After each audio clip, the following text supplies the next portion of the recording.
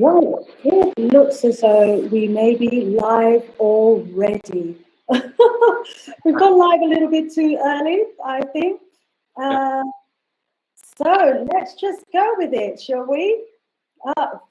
Family, let me see where I need to put in the information. It looks as though we've gone live now. Okay, as you know, family, this is a new platform that I'm using, and today I decided that I'm actually going to start preparing to go live a little earlier to make sure that I start on time. But it looks as though we've gone live a little bit too early. So we'll just roll with it anyway. So welcome, everybody to the Sister Shanice Show. As you can see, we have our special guest, Nkrabea, on the line as well. And yeah, we've been having a really interesting conversation behind the scenes, and I'm thoroughly looking forward to us having that conversation with you in a very short while. Greetings again, my brother. How you doing? Yes, give thanks, Empress. I'm doing fine. And you? I'm very well, thank you. And yeah, please let the viewers know where in the world you are. Oh, I am here in Ghana. I'm really in the city, which is Accra. Oh, very nice. And how is Accra at the moment? Oh, it's fine. I mean, we are seeing the last of the Hamilton, which is a particular season that comes with a lot of dust from the Sahel region, and it's very dry. And a few people can get some allergies and whatever from it. It affects people differently. But that's the time we're in. Okay, and I'm not too far from where you are in Ghana, and I think we're getting some of the same brown dust as well. I've been noticing it on the trees and on the shrubs, and it's brought some little insects with it as well. Some white flies that have been nibbling away on my hedges. So yes, we're not too far away. So our viewers, they're going to be logging on very soon, as soon as they realise that we've gone live. So really looking forward to an interesting discussion with you this evening, my brother. So family, as you join us, please let us know in the chat. Yes, rise up, the last African. Finally, yes, we are back. We are black. We were back last strong, as it goes. And also, the good news is that we are going to be back tomorrow evening as well. Because tomorrow we've got a fantastic interview with some reggae artists from Jamaica who are doing some fundraising for Trench Town. Yes, Trench Town, Jamaica has brought to the world a large number of artists. All of our big artists come from Trench Town. And what they want to do in the area is create a Trench Town museum, a kind of walk of fame in Trench Town. And so, there is a permanent kind of exhibition of all of the artists that have come from Trench Town. Isn't that awesome, Nkrabea? I mean, you're a native of Jamaica. I'm trying to imagine, trying to see what it looks like just from listening to you. I'm trying to visualize it. Well, that's wonderful. It is. It's going to be awesome. It's going to be like that, better than that boulevard of fame that they've got with all the stars of the artists. Probably something similar. Plus, there'll be a museum, so I can imagine the colors and the album covers that are in there. You might be able to press some buttons and hear the music from the days of Skia coming all the way down to recent times. And my brother, as a visual artist, who's done a lot of incredible work. I know you've done a lot of incredible work as a visual artist in Jamaica. I wonder if you can just share with us. That's our audience is joining us, you know, and everyone will be able to hear this and watch this on the playback. Please share with us some of your experience of the particular roles that you had in Jamaica that was actually linked to the reggae fraternity. Well, I've been a visual artist from birth. As far as I can remember as a child, I was always a person who gravitated towards the arts and visual artists. Very, very young, and my mother recognized that from early, so she decided to send me to the Jamaica School of Art when I was 15. Normally, they accept you at 16, but I got there early, so I wasn't accepted until I was 16. Well, it was from there that I, got involved with quite a few of the performing artists. Some of them used to come to the school just as a fraternity, because at that time there was the School of Art, the School of Drama, the School of Music. They were all together in the same location, so it was a cultural center. But my album covers began when I first met Oko Onura in prison, Fort Augusta prison. At the time, he was all under warm. I met him in the Fort Augusta prison, and as you know, he's a poet, right? So the album that came out, I think the name of it is Echo. He asked me to do the book. The book came out first, then come the album after. So that was my first, engagement. Then it was Muta Baruka. No, sorry, Peter Tosh came second, and then Muta Baruka. Wow. I was able to work on those albums. I also did an album for Jem Myers. And from there on, my traveling outside, I met other artists outside St. Vincent in the US, and I also worked with them. I did some work for Curtis Mayfield as well. Wow. Yeah. It's quite a few. Some of them I can't even remember. Oh, absolutely awesome. Oh, that's brilliant. And you won awards along the way as well. You were sharing with us. I can, see the great works that you've been doing from your CV here. Even as a student, you were teaching in that field of study as well. And as you mentioned, you did work with artists, even took the works into the prisons to deliver educational programs there. Wow, wow, wow. And, can see that you've been kind of trailblazing really in that particular area. So, some great creative works. It's great to have, creative talents in the house. And Jamaica, as we know, is just full of so much talent. So this Hall of Fame, Area of Fame, Trenchtown. Wow. What do you know about Trenchtown? And which artists do you know who have come from Trenchtown, Jamaica? Well, when you talk about Trenchtown, you'll always remember Bob Marley and Wailers, even though they did not come from there, but most of their experiences, just like most of the artists, Trenchtown was the place where, when you really want to get real groundation, right?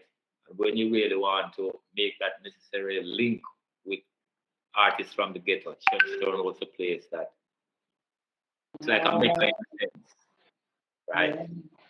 And we fully aware that a lot of the artists in Jamaica, they do have an experience of what they would call badness in Jamaica, badmanism, so on and so forth. So the music was an avenue for them to step away from some of those vices. It was one of the places that I was able to give that kind of opportunity to so many young artists from that kind of wild environment. Trenchtown is memorable for that kind of fraternity.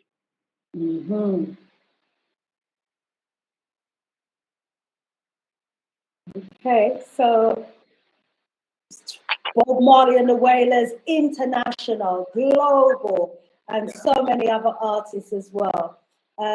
So I think I just lost your voice towards the end there. Hopefully. Are you hearing me now? Yes, I'm hearing you now. Wonderful, wonderful. And you know, you had all of that wonderful working experience in Jamaica, but you left Jamaica for Ghana. And so, you know, tell us, what made you decide to leave Jamaica, you know, paradise Jamaica, for Ghana?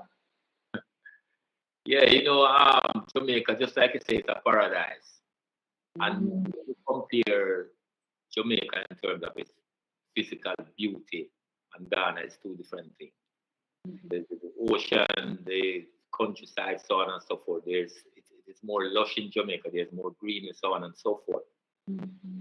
Ghana is vast, and everything is amplified. So whatever you need to experience in Jamaica, it will be amplified here when you get here. So it broadens your mind because the place is so big. Yes. Yeah.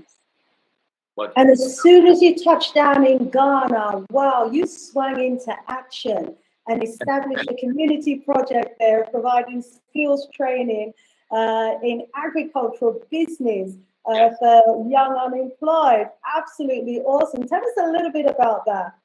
Yes, it was a project for the unemployed, women and men at the same time. You know, it was agriculture and the arts. We did tie-dye, we did farming, and we did mushroom. Yeah, we had some mushroom farms as well. It was strictly established to provide employment for most of those youth in that area, because that is the area where most of the youth are neglected. Most of them find their way into the city in order to find something, you know, some gainful kind of employment. So we recognized as soon as we got to the village that it was necessary to establish that training center to keep some of them to remain in the village. So that's why we had that set up established. And it was about 35 different youth, which even up until today, some of them are still operating their business, not just in the village, but some have moved to Accra and also doing the business in Accra. So it was very positive.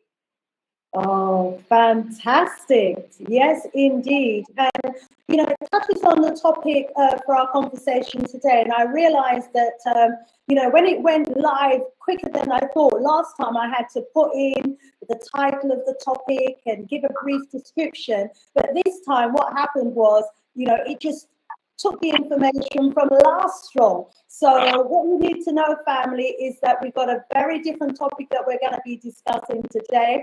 I'm going to go on to that in a couple of moments. But before I do that, I just want to rise up those of you in the house. So for those of you who are in the audience, you know, drop a little message in the chat. Let us know that you're watching us live. Put the word out that we are actually live on air. So let's see who we got into the house. So we got the Jamaican Drumker in the house. Right, you guys have Jamaican Drumker channel. And so welcome back.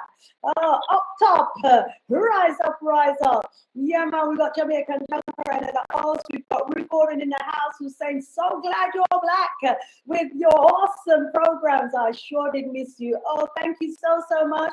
It's a pleasure to be black. We have a wonderful guest tonight and a series of guests lined up coming. So don't go anywhere. Keep it locked every Wednesday and tomorrow, Thursday evening as well. We got the last African in the house who said, as long as Jimmy, Cliff, Peter, Tosh, and Gregory Isaacs are in there, I am in.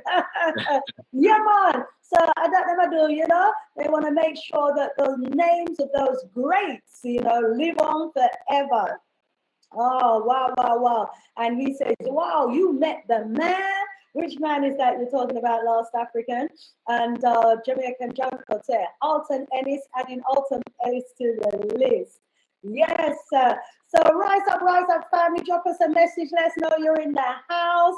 And you're asking, is Sister Nancy from there? Who's Sister Nancy? You know who he's talking, Sister Nancy? We need a little bit more information on that. And Brother Danny saying, greetings, Sister Shanice. Welcome, Black. Looking forward. Yeah, man. Rise up, Kimani, in at the house saying, Aquaba family.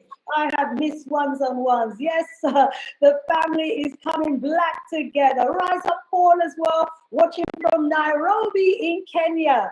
Yeah, greetings and welcome. Sister Afri Jamo, Jamaican Junker channel. Wagwan Shasa, my brother.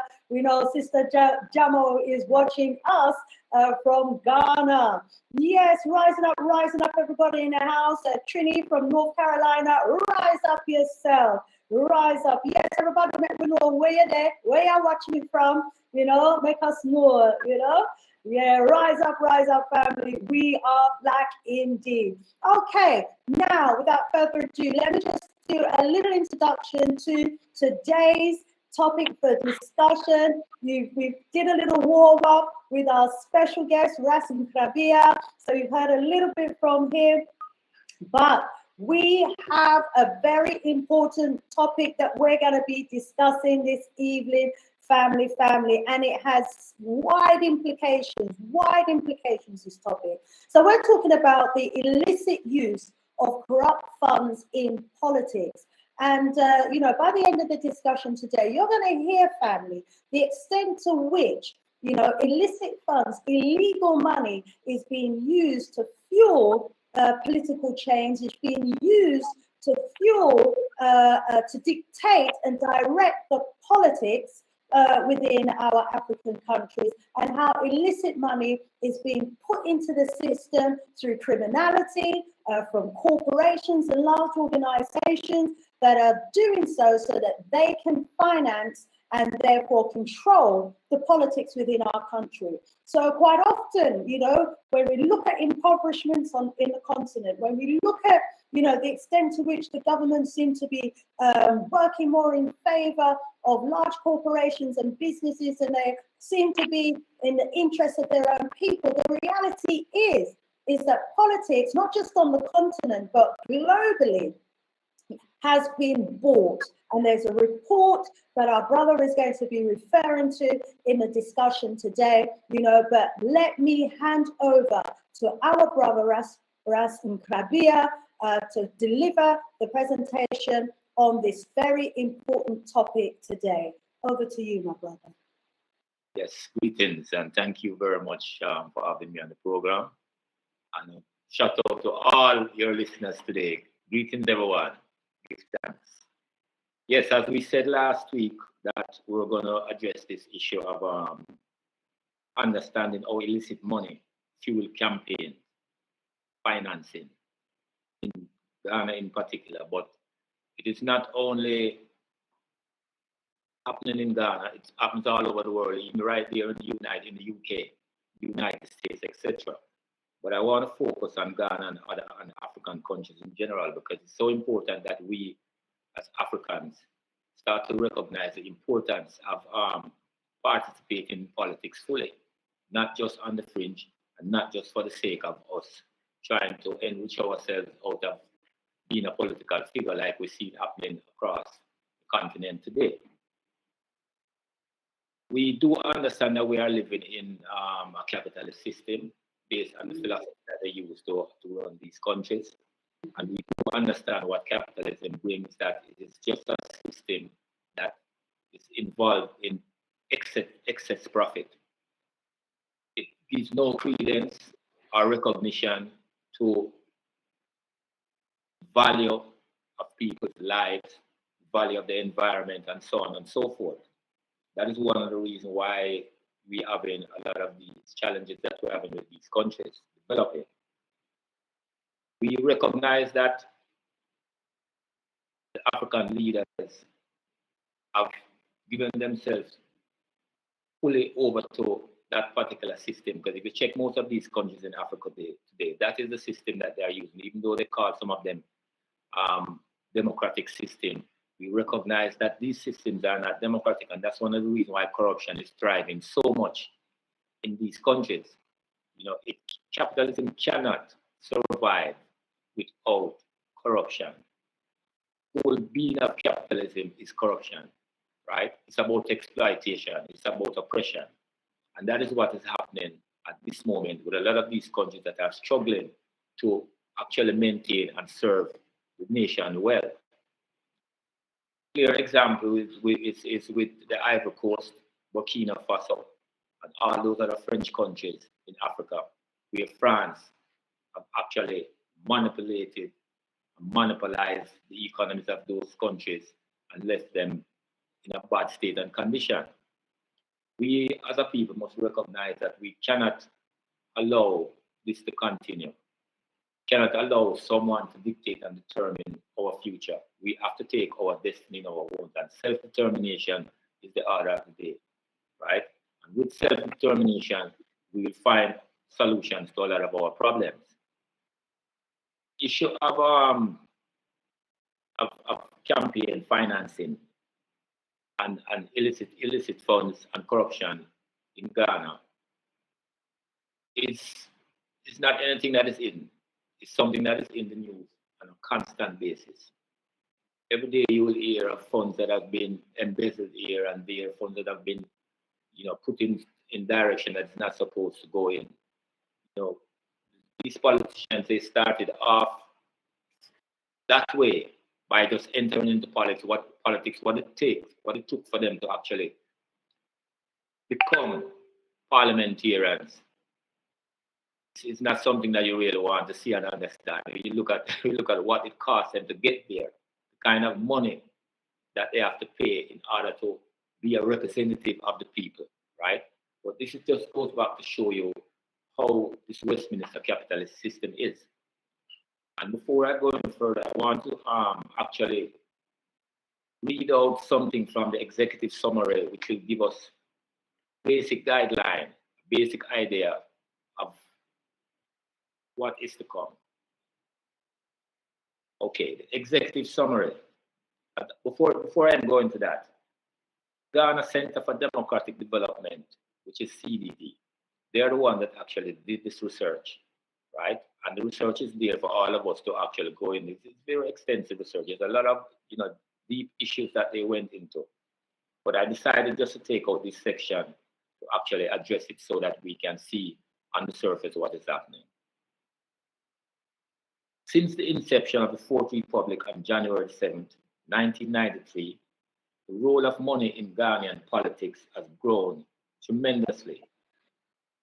In 2018, the Westminster Foundation for Democracy, WFD, and the Ghana Center for Democratic Development, CDD, Ghana, reported an estimated 59% increase in the cost of running for office as a member of Parliament from 2012 to 2016.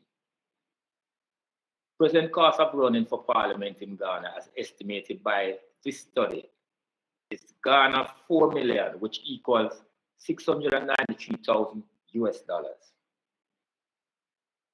Ghana 2 million of that sum is spent nurturing the constituency of interest and running for primaries, and the other Ghana 2 million is calculated to be expended during the general election campaign. Moreover, it is estimated that to have a viable shot at the presidency, running on the ticket of either the National Democratic Congress, which is the NDC, or the New Patriotic Party, which is NPP, candidate needs to raise and spend about Ghana 575 million, equals 100 million US dollars. The rising cost of politics in Ghana was found to be linked to both demand-driven and supply side corruption. High cost of politics in Ghana has led to the upsurge of illicit money within campaign funding. The study identified 9 financiers of political parties and candidate campaigns who were engaged in illicit activities, which include activities of serious and organized crime, SOC. These activities include illegal mining, which is called galamsey, illegal oil distribution, which is called bunkering, fraudulent business, procurement infractions, and its associated kickbacks from the award of contracts. Seepage of unregulated money into politics in Ghana have been facilitated by the present campaign financing regime, which is characterized by a lack of transparency and ineffective regulatory oversight. Money from illicit activities into politics can undermine Ghana's democracy, good governance, and the rule of law. There's further consequences for economic and social development. A lot of these finances that are not legitimate, that comes from a lot of illegalities, which is, you term it as an underground economy. It cannot be considered as funds that is using for the budget, etc., because they are funds that are illegally, found their way into the system. That is why the issue of drug run-ins and so on is so important to contain, because that doesn't give a clear reflection of the economy. There are also noticeable gender dynamics to campaign financing in Ghana, as women are uniquely impacted by the high cost of politics. Campaign financing is largely the preserve of men. This study affirms the exclusionary impact of the high cost of politics on women. As the study was exemplary in nature, it was limited to scope to 4 out of the 16 regions in Ghana. Overcome limitations to the studies, further research is needed. A scaled-up study across all the 16 provinces of Ghana needs to be conducted, and the cost of running for president itemized. The increasing concern of money from illicit activities in elections reflect a general pervasive culture of corruption among the political class, which is demonstrated in the perennial high public perception of corruption among political leaders. Several surveys, like Afrobarometer, 2019 Corruption Perspective Index, CP, also notes that corruption is more pervasive in countries where big money can flow freely into electoral campaigns, and where government only listens to the voice of the wealthy. This affirms the importance of tackling unregulated financial flow, some of which may come from illicit activities, into Ghana's election, to protect Ghana's democracy from retrogressing. The presence of unregulated money in Ghanaian politics poses a danger to the quality and health of Ghana's democratic political system, as it heightens the risk of corruption and promotes state captured by those who exclusively finance campaigns of candidates running for political office. It degrades the quality of political representation and promotes the exclusion of people who, but for their inability to fund the astronomical cost of politics, would have served Ghana well. The 2020 general election offers a good opportunity to collect important empirical evidence to support research and advocacy for reform. This report was prepared by William Narco, lead consultant of this study, with oversight from Kojo Kumpuni Asante.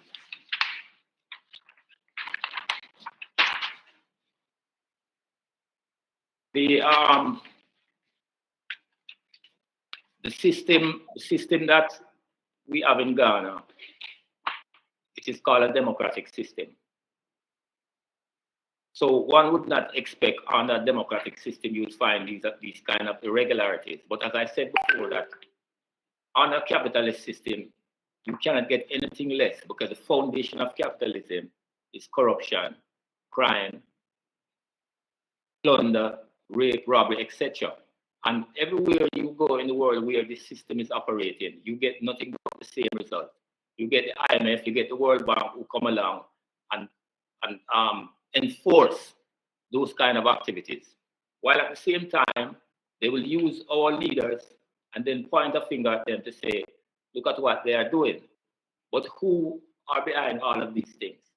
We need to recognize that there's a force out there that is actually encouraging what is happening here in Ghana where campaign funding is concerned.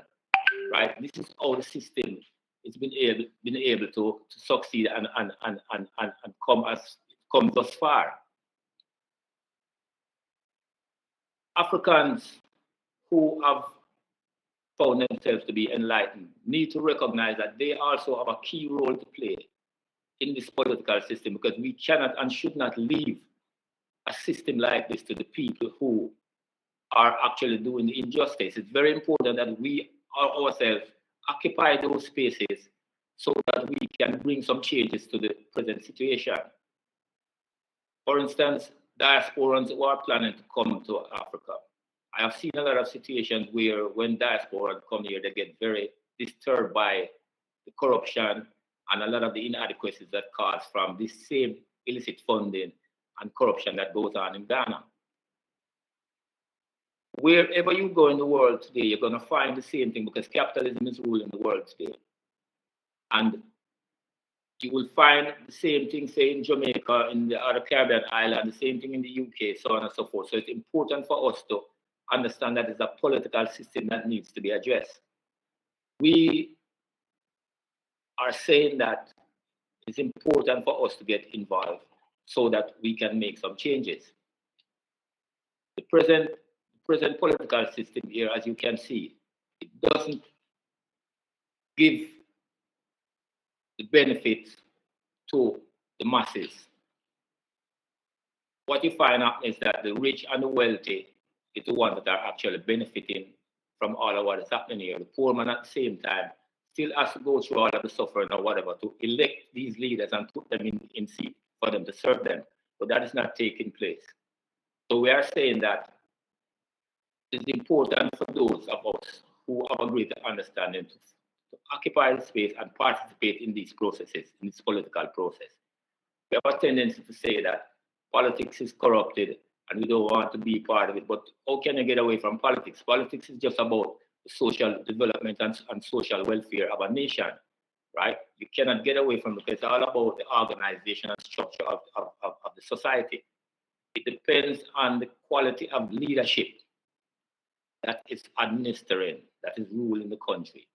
And we have to find ways and means to make that necessary change. Otherwise, Africa is going to be in a very, very, very sad state. I would just like to read another section from here that deals with the monetization of politics in Ghana. Key objective of the exploitative study was to find out the extent of the monetization of politics in Ghana. That is the cost of politics and how it drives campaign finances. How much money candidates need to raise to finance their campaign, and to assess the likelihood that some of the money could come from illicit, illegal, and criminal activities, especially given the unregulated nature of campaign financing in Ghana. The study found that the rising cost of running for a political office and the amount of money candidates must raise to contest election at the consultancy level and run a parliamentary candidate is directly linked to both demand-driven and supply-side corruption, creating interdependencies. On the demand-driven corruption side, party officials and delegates at the constituency level expect and are given money and items of value to influence the election of a parliamentary aspirant.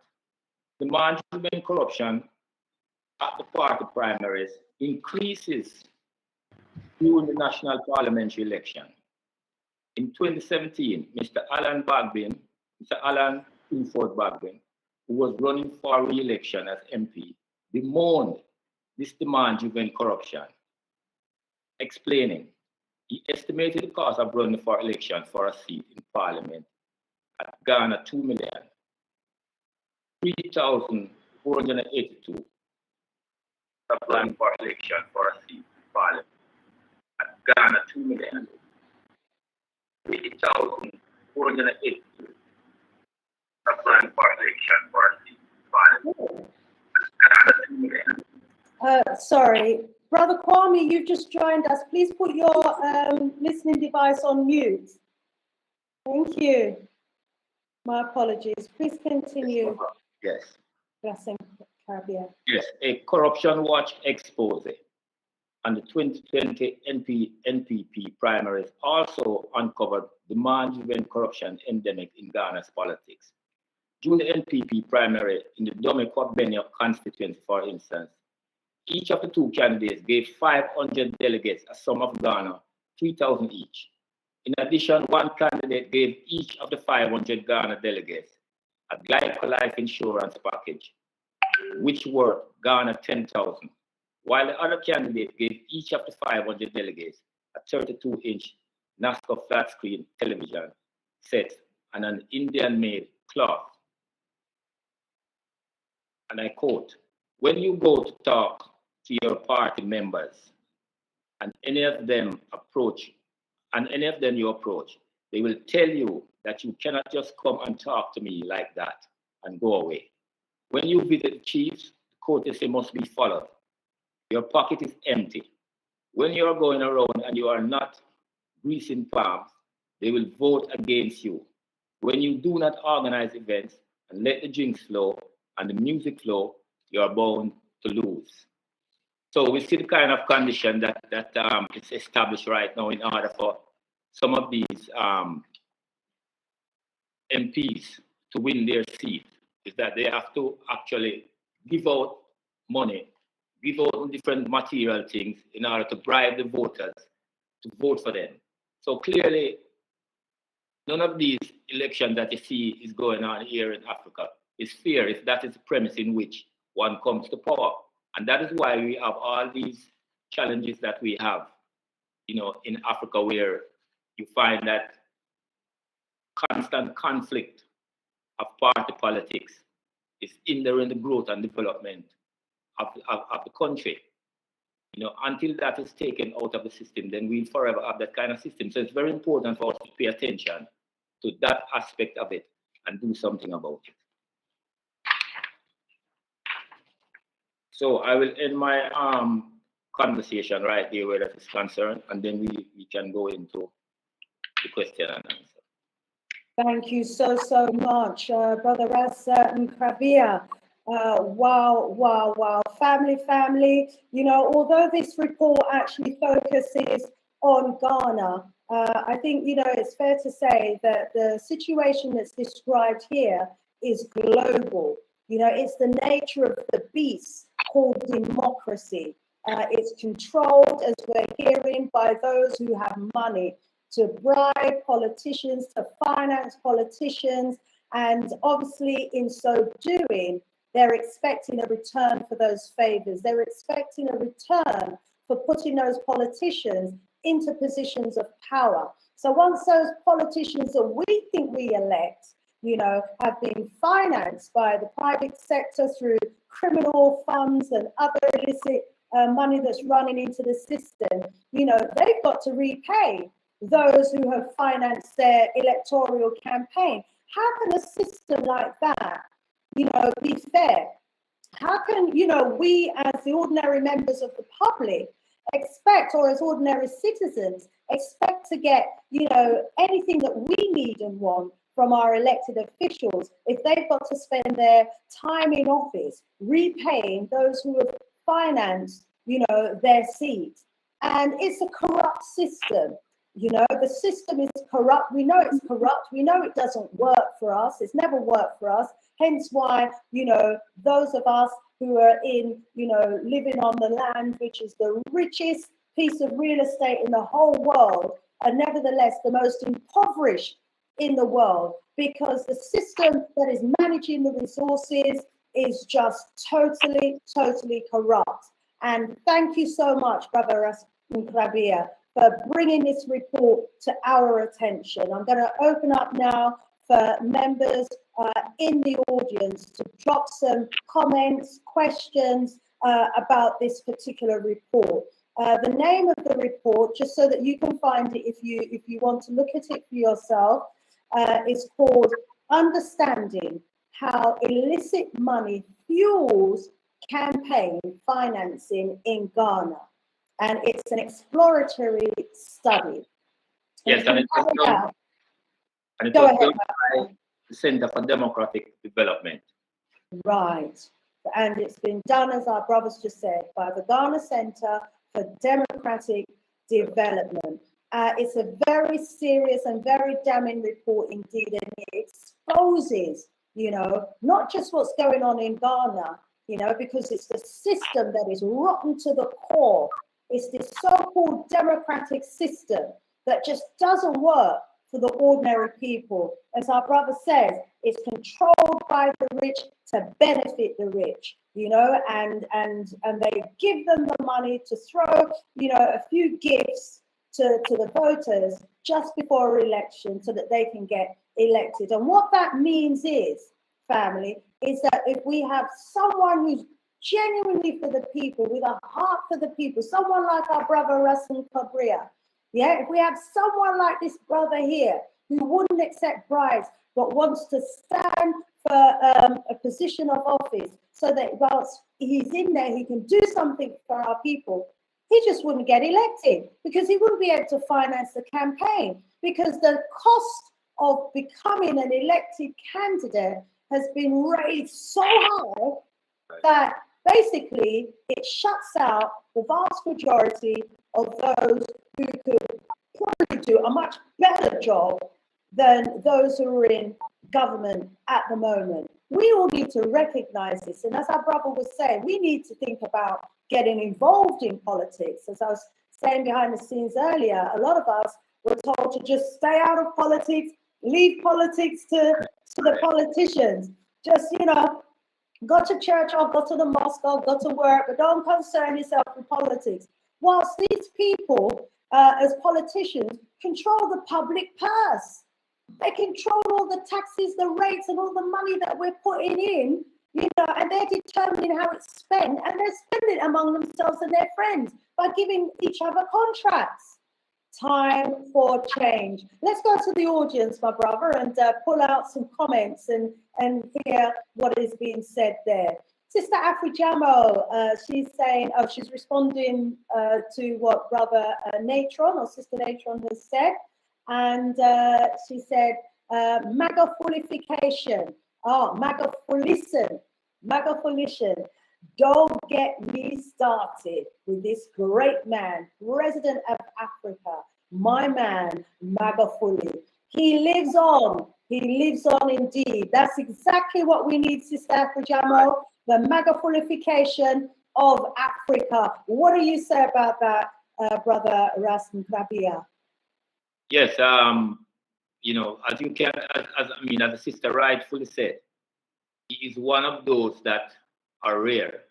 Gone are the days when you have the Kwame Nkrumahs, the Patrice Lumumba, Thomas Sankara, and so on and so forth. So, in a time like this, when you have someone like Magufuli, of course, we have to give him all, all respect and reverence. We definitely need more leaders like that who is uncompromising. Leaders who is not afraid to call a spade a spade. So, indeed, I support that call. Rise up, rise up. And there's a comment here that says, and this is from Africa Reimagined, neoliberalism as a system that has been forced on the Africans by the whites is corrupt and it has come to an end.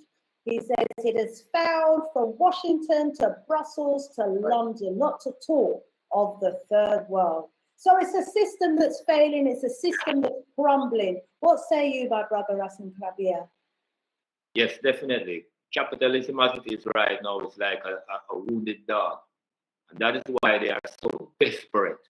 This issue of the vaccination, the COVID-19, is a clear example that they're trying to find some new order to establish so they can have some sustenance for the future. It is a wounded animal. And once we realize that, we need to just continue on our path, self-determination, all the way so that we do not find ourselves hanging on to something that has no future. Ashe, a wounded animal, still roaming, seeking to destroy, to kill and destroy. Let's go to the chat. Post your comments in the chat, family. Natron is saying, coup d'etat is the surest way to get rid of them, period. Well, we have our brothers, our young soldiers on the former French colonies who are demonstrating the way to remove corrupt politicians. Is that the way forward? What say you, Nkrabea? I do not see coup d'etat as the alternative, because a lot of times these soldiers, they are not politically enlightened.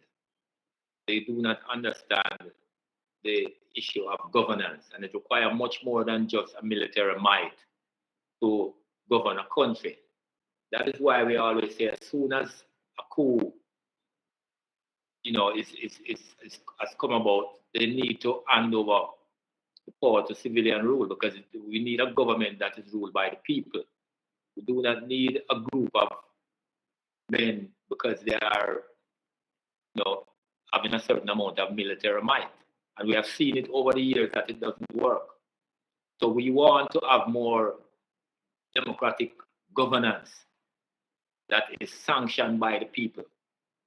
So eventually these coup leaders must give way to the people in that sense. We hear you on that, my brother. Yes, so, there's a couple of stages, a few stages. First stage, coup d'etat, get rid of those puppet governments, those who are clinging on to power, not operating in the interest of the people, serving the interest of the former colonial masters and the rich. Remove them via a coup d'etat.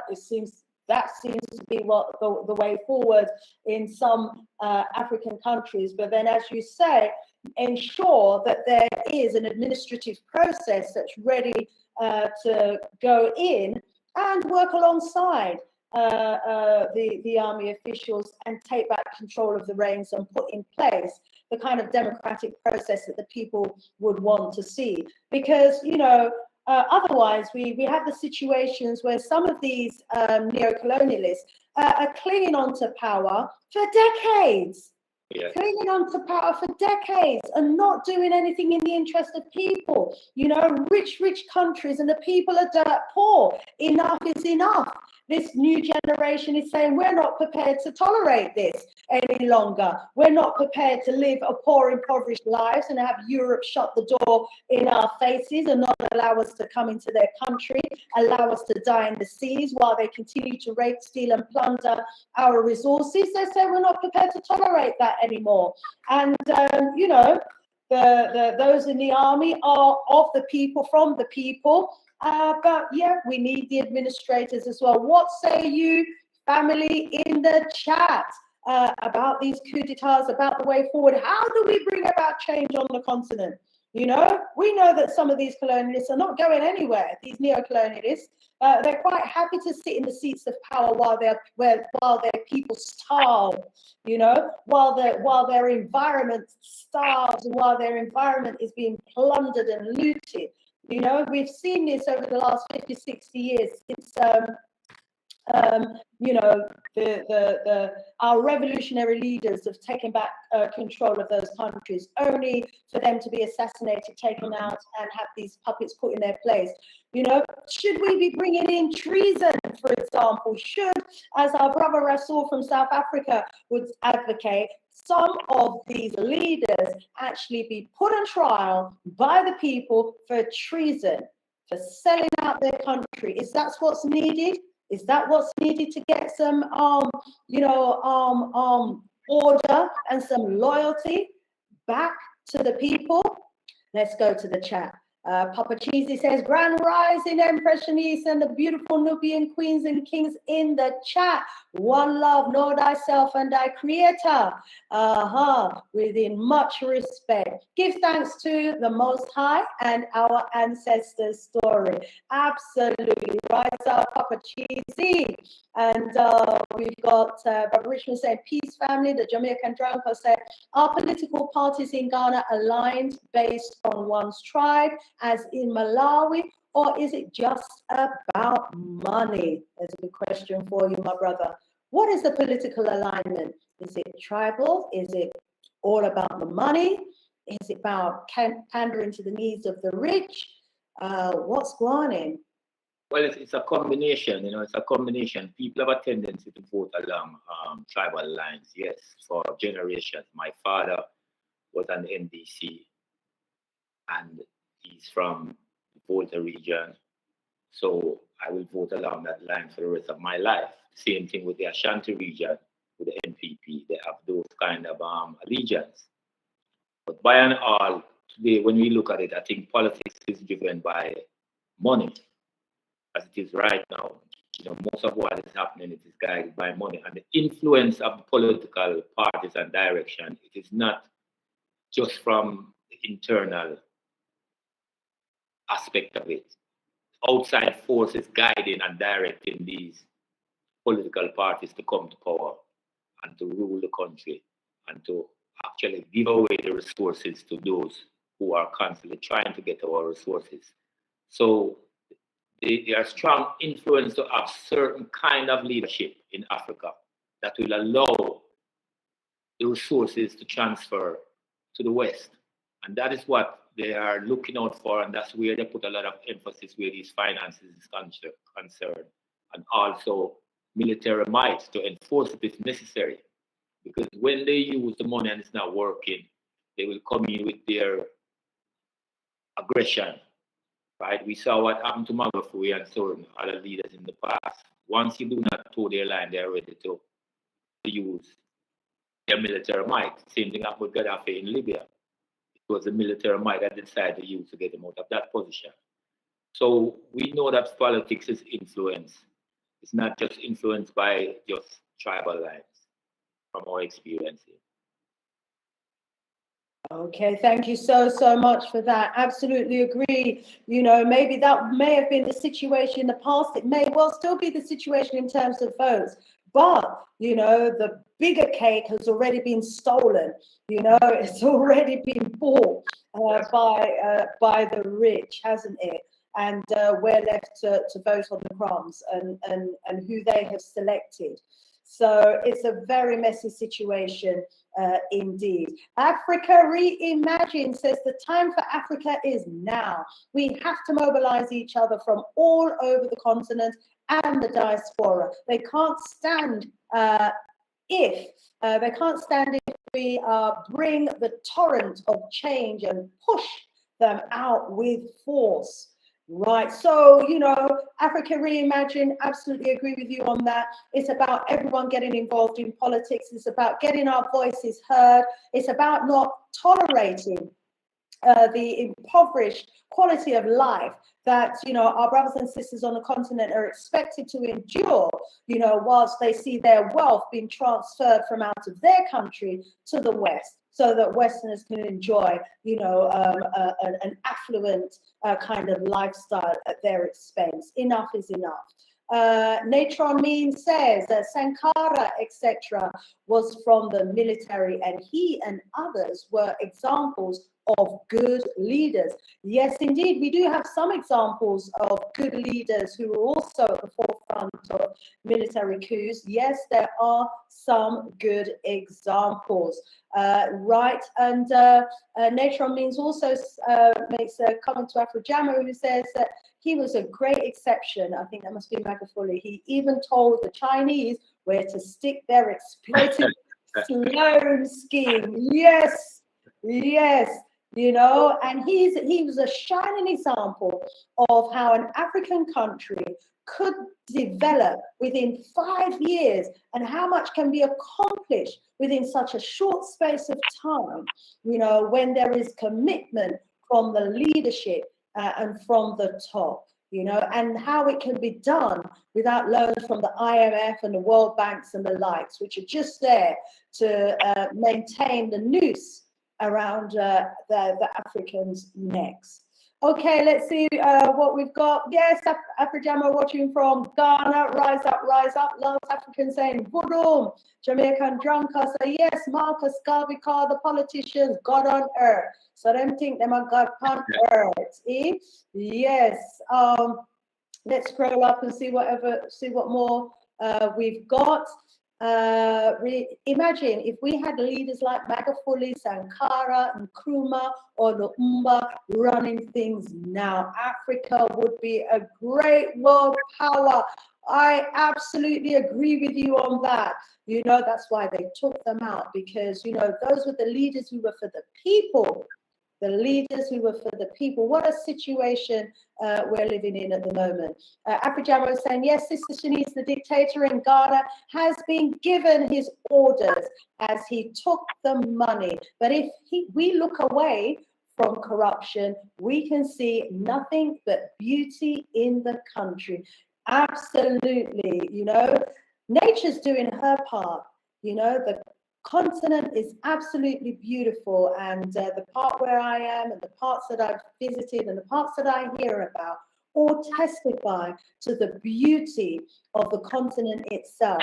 And maybe, my brother Nkrabea, it's about, you know, empowering the people from the bottom up, you know, to be able to be in a position where they can organize themselves and become self-empowered, so that we're less reliant on the government and more reliant on ourselves? Or is this just, you know, kind of copping out and from what the real problem is? What say you, my brother? Oh, you're correct. I think what needs to happen is that we need to get on the ground and empower these organizations. Like, for instance, there are unions, there are student movements, there are different youth groups, there are women's groups all over the place. There are, you know, so many different entities that are there that need to be mobilized, need to be educated, need to be informed of what is happening and the way forward. So I think the empowerment of the people has to start from there in terms of that level of awareness that you're talking about. That must be passed on to them so that they can make informed, you know, decisions on a lot of these issues. As I said, Thomas Sankara was a rare person in that sense from the military, because what he did is that he studied revolutionary politics, and he didn't just leave it right here. He went ahead to learn much about political economy and so on and so forth. So any leader that's coming to power, whether through a coup or whatever, they must recognize that there needs to be serious ideological studies as regards to the direction in which they want to go, because politics is something that is very, very, very serious. You know, you cannot engage in politics without having a serious direction and ideology behind it, so that you can empower yourself and move forward, right? We do not want to see a situation where these military people come to power and they're still carrying through the capitalistic agenda, right? Unlike what Thomas Sankara did. So yes, Thomas Sankara is definitely an example, an exceptional example. Rise up, rise up. Thank you for that question there. We want to welcome Mr. Wilfred, who's in the house. We want to also welcome Papa Cheesy for the question. Oh, for watching us all the way from Bermuda. He's saying Bermuda in the house. My beautiful melanated families across the diaspora. Much respect. Know thyself. Amandu. Ashe, Ashe. Rise up, Bermuda in the house. Welcome, welcome. See what Jamaican Junker said. Can European-style democracy really work for Africa? And if not, what will work? A one-party system? That is a good question. Thank you so much for that. Let's pose that question to our guests. Can a European-style democracy really work for Africa? And if not, what will work? A one-party system? What are your thoughts, please? Clearly, it is not working. it's not working. You look all over Africa and see the system that is there. It's the same Westminster system.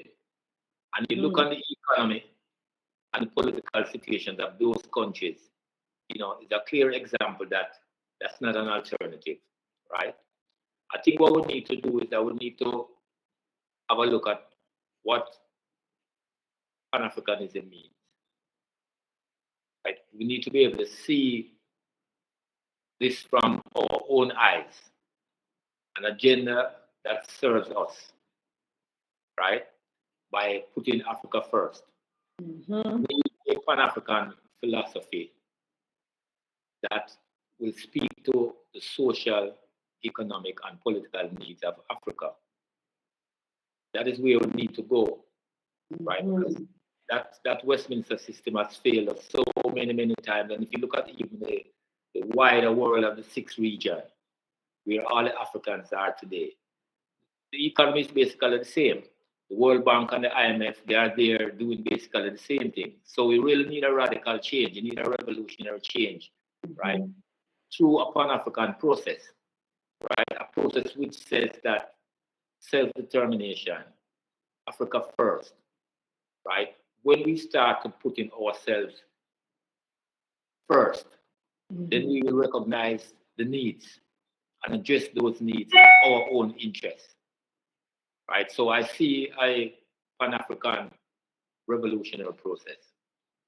Ashe, Ashe. And, you know, what is the process? Because, you know, I absolutely agree with you on that. Our leaders, before they become leaders, you know, need to have a clear African-centered ideology of what their role is all about.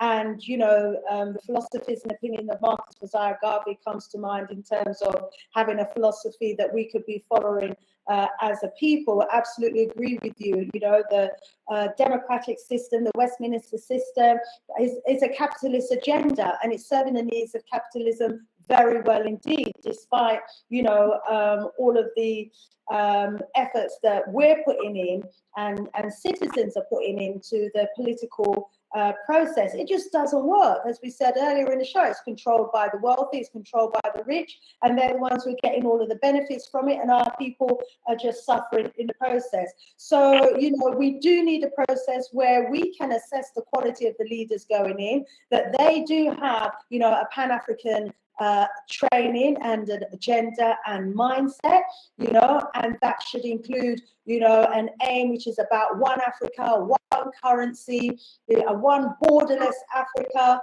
you know, one military, one army, you know, one currency. It's time for change. If we are going to see real power in Africa, then we have got to be the change that we want to see, and we've got to be advocating for that change. Otherwise, it will continue, our continent will continue to be controlled by outsiders, and in fact, it will get from bad to worse. And if our mind are sharp, we could end up being enslaved again, because they've got their armies and their military on the ground. They can invade us at any time. We're in a very precarious situation at the moment, you know, so change is needed, and change is needed now. So we're the family, I said.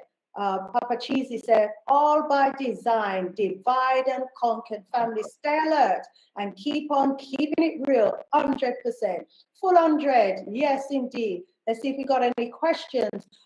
Family, you know, any questions, any points that you want to raise, just type it in the chat for us. This one says, the Jamaican Junker channel, the evidence is where an empire stroke with natural territory, not made up of colonial borders, type of people, with a leader, with a council of wise advisors. We thrived as a people. Okay, so he's responding to that question there and saying the evidence is we're an empire with a natural territory, not made up of colonial borders. And, you know, is that the way forward for us as Africans that we're talking about? One borderless continent, you know? What say you, Brother Nkrabea? Yes, that is the way to go. These, I mean, Kwame Nkrumah had made it very clear that the balkanization of Africa wouldn't really serve the best interests of Africa. And we have seen it clearly that those borders really need to be removed because these small nation states, they are not strong enough to support themselves. Right? But together, we have enough resources here, we have enough human resource and all of that. That unity coming together will definitely make Africa the superpower that it's supposed to be. It's just sad that in the time when Nkrumah was moving to that direction, you know, other African countries wasn't ready to move forward because we would have seen a different situation today.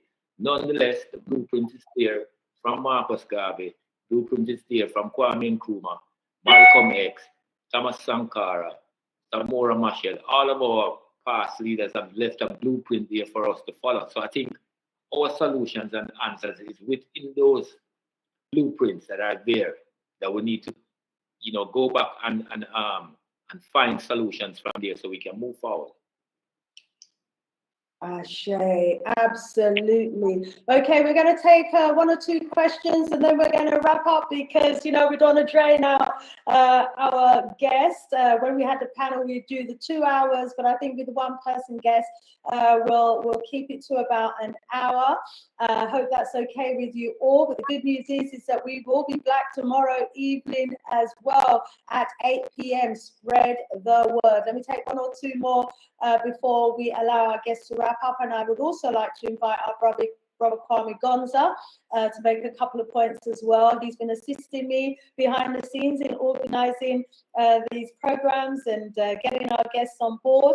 And I know he has a lot to say on a lot of topics, but so let's give him 5 minutes too as well. So Raw Reality is saying the problem with us putting ourselves first is that we have been brainwashed by religion, mainly Christianity, not to put ourselves first, whereas every other race puts themselves first. What say you to that, Brother Nkrabea? Can you repeat that? I couldn't hear you in the last. Okay, the point that's being made by Raw Reality is that we have been indoctrinated as a people and brainwashed by religion, mainly Christianity, not to put ourselves first, whereas every other race puts themselves first. Do you think it's such a sad, pathetic situation because even the insects like the ants, they know that self-preservation comes first for them. So when you see us other people cannot recognize that self-preservation should be our priority, you know that we are in a sad situation. Certainly, that is what is necessary, right? That we must begin to have more pride, more dignity, and all of that, and put ourselves first. That is the way forward. So I definitely agree with that position. And Papa Cheese is saying, question, may ask, who is the knowledgeable king as your guest? Empress Shanice, great vibrations and information context. Thank you. Oh, you must have joined us a little late, so you missed the opening and the introductions. And, you know, but you can watch on the playback, okay, family? You can watch on the playback and please do share. Okay, rising up the selfies in the house as well, saying, oh, you're back. Yes, we're black, my brother. Yes, we are. Okay, Natural is saying the Jamaican Drunker channel, the evidence is where, oh, yep, done that one already. Done the one about religion. Papa Cheesy, all by design, divide and conquer. Yes, indeed. Mr. Wilfred is saying democracy and capitalism were set up to benefit the Europeans globally. And Tonic Sims is saying United States of Africa would be a great idea. Absolutely agree with you on that. One unified states, one united Africa, one love. Big up Ashe, Papa Cheesy. Okay, fantastic. And Mr. Wilfred says, question, should the Caribbean islands be an integral part of a borderless Africa? I love that question. I know what my answer would be. What's your answer to that, my brother Nkrabea? Well, you know, it is part of the sixth region. You know, Caribbean is part of the sixth region of Africa, so it has already been done. It's just that we have to make it become a reality by remembering that it's already established. Wow. So it means that the political and economic affairs of us as a people internationally should be looked at from that perspective as a sixth region, right? And look at it from that standpoint, it's an enormous amount of wealth within that sixth region. So we just need to give more attention to it and recognize that it is there and utilize it. Ashe, and you know, our leaders as they go forward as well need to embrace the sixth region, the Caribbean as well as the diaspora. And in terms of the wealth, absolutely, and it's not just economic wealth, you know, intellectual wealth and all the knowledge and know-how, you know, from our various parts of the world that we could all bring to bear to Africa. Oh, wonderful, wonderful. Let me allow our brother Kwame Gonza to jump on. Brother Kwame, are you there? Do you want to jump on for 5 minutes? So we've got Brother Kwame Gonza in the background there, helping with the administration. Is he able to come on? Okay, not seeing him there. I know he wanted to come on last time, but had a blackout. Ah, yes, rise up, rise up. How are you doing, Kwame? Take yourself off mute. Thank you for your administrative support and help in the background there. You've been hearing the discussion that we've been having today. Let's give you a few minutes. What say you as a young person growing up in Africa, wanting to see a better tomorrow? What say you? Thank you, Sister Shanice, for the opportunity. I want to thank my elder, Ras Nkrabea, and my brother, and I want to thank the audience who are watching. I want to encourage all of them to subscribe, those who have not subscribed, and those who have subscribed. I would like to ask them to share the channel with other people. And also, like, we have over 65 people right now, and we have 46 likes, so we should have 66 likes so far. The subject, I think, is very, very interesting and timely. It is, I think that we as a people, as African people, we have to sit down and reflect, because the times we are living in are really interesting times. They are interesting times to those people who have been reading our history and understanding what is going on. What went on in the past when you start with 1791. That was a very, very important, year, 1791, when the Haitian Revolution, started. There was events around that period, and those events which were around that period from 1791 up to 1804, when Haiti got independence, they are very similar to what repeated in 1945. When you come to the year 1945, that year also is very, very instrumental, is very, very important. The events that surrounded that year 1945, and our people came together and they started fighting and they got independence. The events surrounding that period, they are very, very similar to what is happening today. When you look at the patterns in history, if you are a very good student of history, you look at the year 2020, starting the year 2020. The year 2020 is very similar to the year 1945 and the year 1791. If you study the events surrounding that period, there was a lot of chaos. So I will come on another program, since we don't have a lot of time today. But what I'm trying to say is that we are supposed to be careful, pay close attention to the events that are happening, because there's a lot of weakness in the Western system right now. The subject today was neoliberalism, and how corrupt, how it has corrupted, the whole, world, and how the system of electing leaders or appointing leaders has been corrupted, and hence it has not been able to deliver goods for the majority of the people, not only Africa, but the majority of the people of the world. So the system itself is predatory, it is parasitic, that the people who are running it now, they are like parasites. Okay, they are like mad dogs. They just want to eat everything, which they see. Can you imagine one person owning wealth? A few people, about 10 people, they own wealth that is equal to 3.4 billion people of the world. So this is insane. So the world cannot be run in such a way whereby people are just exploiting the world as if the world is infinite. So the world is finite. It has a very, a limited amount of resources. So we cannot treat it and exploit it to the extent as if those resources are being replenished. We have, polluted the environment. So the system is dysfunctional, is unsustainable, and the system itself, as people who are going to,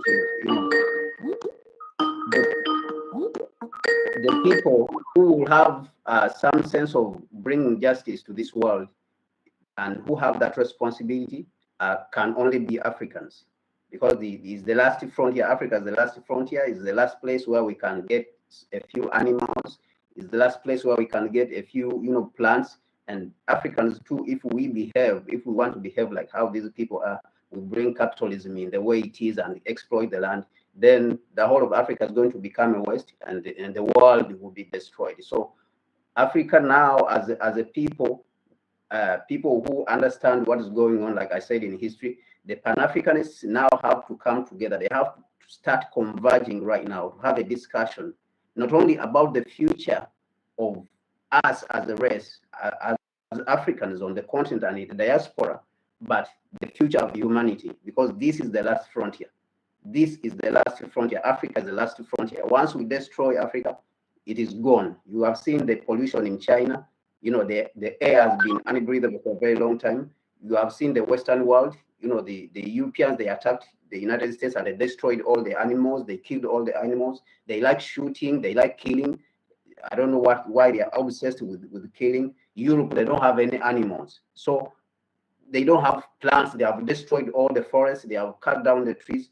Everything, wherever they go, they just destroy. They destroy the humans in Australia, and all of them, they killed all of the humans. They killed the people in the United States, the indigenous Americans, they cleared all of. So we cannot continue, leaving the world to destructive people like this. So we have to come and intervene. Now the Africans, the Pan-Africanists especially, have to come to the forefront right now and start having discussions about the future of our race and the future of the world and where it is going, because the people who have been running the world for the last 600 years, they are very, very dangerous people.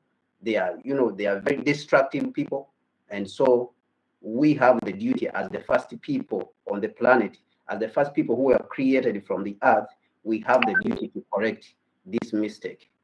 So I want to thank you very much, Sister Shanice, and I want to thank all the people who are watching, and I want to thank my elder Ras Nkrabea. Greetings to everyone. Words of wisdom out the mouth of babes. Thank you so much, Brother Kwame Gonza, for being the studious student that you are, and for bringing, to our attention the times that we are in. Rise up yourself. Absolutely agree with you. Now is the time, as our brother Nkrabea was saying earlier as well. We have got to be promoting our Pan-African ideology. The capitalist agenda doesn't work for us at all. We need to be pushing our agenda for one Africa, one currency, one United States of Africa, the philosophy that speaks of the needs of our people, not one that is about wealth and greed. We are the ones who are going to have to be in control of our resources. Put yourself on mute, please, Brother Kwame. I think we're getting feedback from you there. So thank you so much for your interjection there, my brother. Let me just quickly go to the chat, then I'm going to allow our wonderful guest to sum up, and then, we're going to depart from here. So we've got 70% of the world's arable land just cut off the water of the Nile, and the Arabs will be brought under control. Okay. Enough claps and big up for you there, Kwame Gonza. Papa Cheesy says, Empress Shanice, thank you for another great vibration and informative contents in the live chat as usual. Rise up, everybody in the live chat. Ikana said, I've just put my like. Thank you so much. Hey, listen, the likes cost you absolutely nothing. Yeah, you don't have to pay to come and be part of this wonderful discussion and debate that we're having. You know, so the least you can do for us in return, who've put a huge amount of work to get us here, is to give us a like and a thumbs up and to share the video. I can see that we've already had 378 playbacks. So we've got 61 who are watching live, but 378 have actually plugged in. So we're grateful to all of you for that. But please do share and please do support the works that we're doing. We would much appreciate love. And we hope to see you again tomorrow as well, same time at 8 o'clock. And Jamaican Jamcro saying, up, up, up, ye mighty race, up, ye mighty race. You can accomplish what you will. Ashe, ashe, ashe, words of Marcus Messiah Garvey there. Let me go over to our wonderful guest, who I hope will not be a stranger on the Sister Shanice show going forward. I have the privilege of having him on the community talk show as well on the Big G Galaxy after we. What a discussion we had there. Ah, the love, the love. My brother, Nkrabea, you brought a very serious topic to our attention today, a very serious report highlighting how illicit funds is being used to fuel and finance campaigns in Ghana. And it's not just happening in the political arena in Ghana, it's happening right across the continent and right across the globe. And we're seeing the cost of getting involved in politics spiraling out of control, so that only the wealthy and the rich are the ones who are able to buy into it. And we cannot go forward with that sort of system. And I think everybody in the chat has been saying the same thing. Everyone in the chat is saying now is the time for change. Democracy doesn't work for us. You know, government should be ruled by the people, not just by a few. You know, this democratic process isn't working for Africa. We need quality leaders with a Pan-African mindset, a Pan-African agenda, and we can't have a system that's been influenced by outsiders.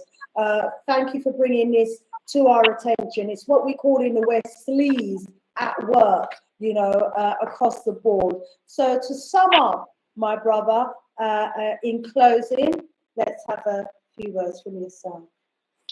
Okay. I would like to close in saying that the conclusion, useful conclusion that has emerged from the current discussion and ongoing debate on the corruption issue is that corruption is a symptom of deep-seated and fundamental economic, political, and institutional weaknesses and shortcomings in a country. To be effective, measures against corruption must therefore address these underlying causes and not the symptoms. Emphasis thus must be placed on preventing corruption by tackling the root causes that give rise to it through undertaking economic, political, and institutional reforms. Anti-corruption enforcement measures such as oversight bodies, strengthened police force, and more effective law courts will not be effective in the absence of a serious effort to address the fundamental causes. Another observation that may be useful to bear in mind is that corruption is most prevalent where there are other forms of institutional weaknesses such as political instability, bureaucratic and red tape, and weak legislative and judicial system. Important point is that corruption and such institutional weaknesses are linked together and that they feed upon each other. For example, red tape makes corruption possible, and corrupt officials may increase the extent of red tape so that they can get more bribes. So getting rid of corruption helps a country to overcome other institutional weaknesses, just as reducing other institutional weaknesses helps curb corruption. The main conclusion to be drawn is that undertaking reforms, both economic and political, by reducing institutional weaknesses offers the best hope to overcome corruption. Corruption will not disappear because of reforms, but reforms will bring it under control and minimize its adverse consequences so that the country can proceed with its effort to become a modern developed nation with a good chance of attaining that goal. So that is my final take on the issue. Thank you so much. Absolutely agree with you on that. Reforms are definitely needed. We're talking about modern reforms, modern development that's going to be for the people. The too many political weaknesses that is just allowing the wealth of the country to seep through the fingers of our leaders and to be transferred overseas to the detriment of its citizens. So family, we're saying change is definitely needed. Thank you so much, Ras and Nkrabea, for being a wonderful guest this evening. Thanks to everybody in the chat for the lively discussion and the debate that you've been having. It's been an absolute pleasure, especially seeing so many of our, familiar family members in the chat as well. Sister Afrijamo says, I hope we can get it back up to 200 people in the chat again. Well, family, with your help and assistance, we certainly will be able to do so. So, yeah, please do share the word. Let people know that we are back, we are black, and we are kicking it live and direct on YouTube. By the way, this is a new platform that I'm using. I'm no longer coming via StreamYard, which was giving me all the problems that I was experiencing towards the end of last year.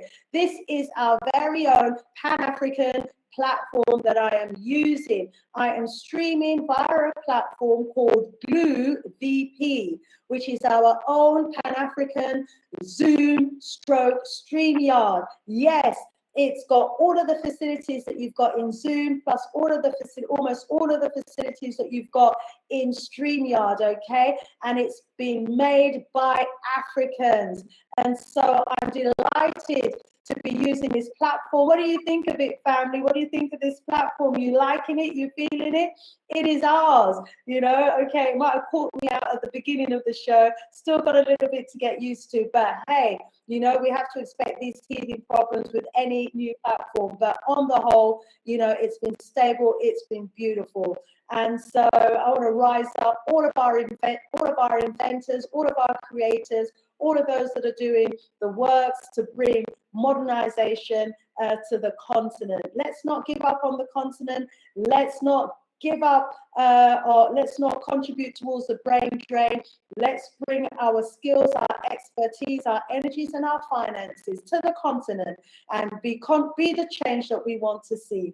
So family, all being well, I'll be back here tomorrow evening, Thursday evening from 8 p.m. Please do join me. More love, more power, more voodoo. One love, family. We're out of here. Sister Shanice and guests out of here for now. See you tomorrow. Okay, Empress, give thanks.